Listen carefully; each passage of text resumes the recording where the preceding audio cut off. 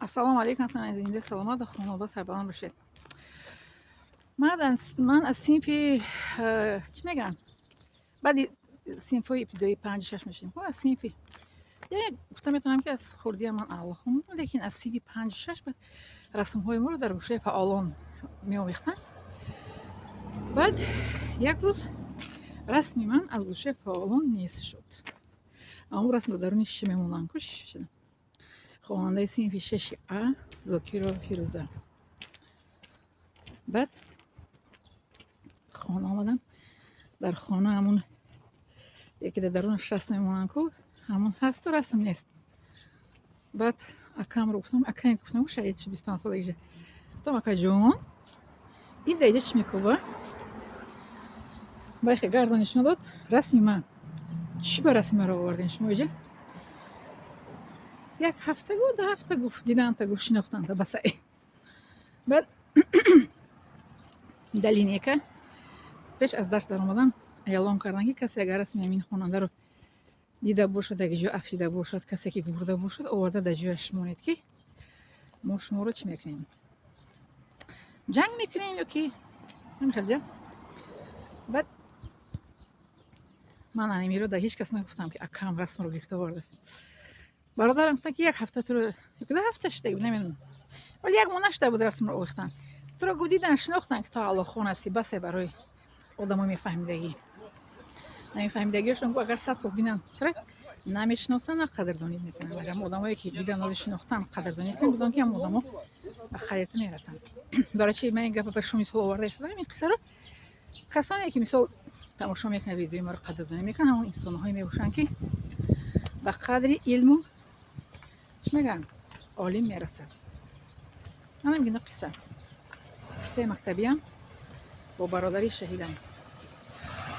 ما وقتی که در حیاتم یکم دشواری سخت شود برادر شهیدم در خوابم در اومده به من نصیحت میکنه که روز خون من خیر میشود ولی در خوابم میداره به من نصیحت میده چونه که در بیداری میبخشید چونه که در زندگیش با من دائم بود و این چونین پس از شهید شدنش در خوابم در اومده و من نصیحت میده این خیر کن گفته.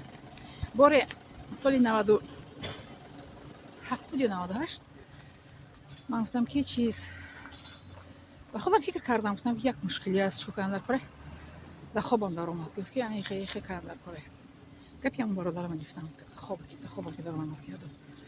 با یک بار دیگه بیمار بودم در بیماریم در خوابم در اومد دلتی همون به امر خداوند سبب شفای من شد. بله من نمیگم برادری من میگم که وقتی که برادرم رو که از دست دادم فکر کردم که تمام دیگر هیچ نمیخونم نه که فکر کردم که من باید که مرم یا که زندگیم تمام شد نه فکر من این بود که تمام من دیگه خواندن نمیتونم من علم رو از خود کردن نمیتونم برادرم آرزوهایش چقدر آرزوها داشت نسبتی من عملی نمیشود لیکن با رحمت خداوند عملی شد. هم خواست برادرم عملی شد هم خواست خودم اول معلومات خودم رو گرفتم یکم دوم دیپلم هایی که میخواستم و سوم دیپلم خواهش دلی برادرم که میخواستن که من دکتر شوم و گفتم آرزوی برادرم رو عملی کنم که میخواستن که من دکتر شوم. بله من نمیدونم اتون عزیز میگه زندگی به آرزو شیرین نبود زندگی رو آرزو شیرین نبود.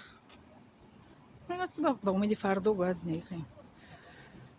من به شما میگم سلامتی خوب نیست لیکن مرا دکتر گفتگی کی بلکه بسیار پیاده راه گردم در هوای تازه باید گردم این برای سلامتی من خوب است گفتگی. برای همین من بی‌پروایی میکنم که چون که من بی‌بار نباشم برای شما ویدیو میکنم که با شما باشم یک زهری آدم میگیره با شما راز دیل میکنم.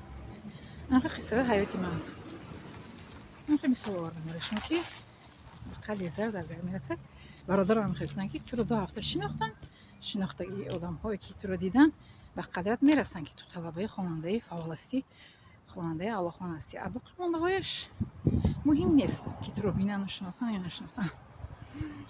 من نمیگم لیکن در همون لینیه که چند روز کردن اعلام کردن دانست نکنم میدونستگیشم که میخواد خواننده را رسمش کسی گرفته برده من خواست رسمش گرفته برده نمیدونستگی دیگه نگاه نکردگیشم شناختن که من چگونه خواننده باشم. من خیلی من نمیدونم یه دارم شد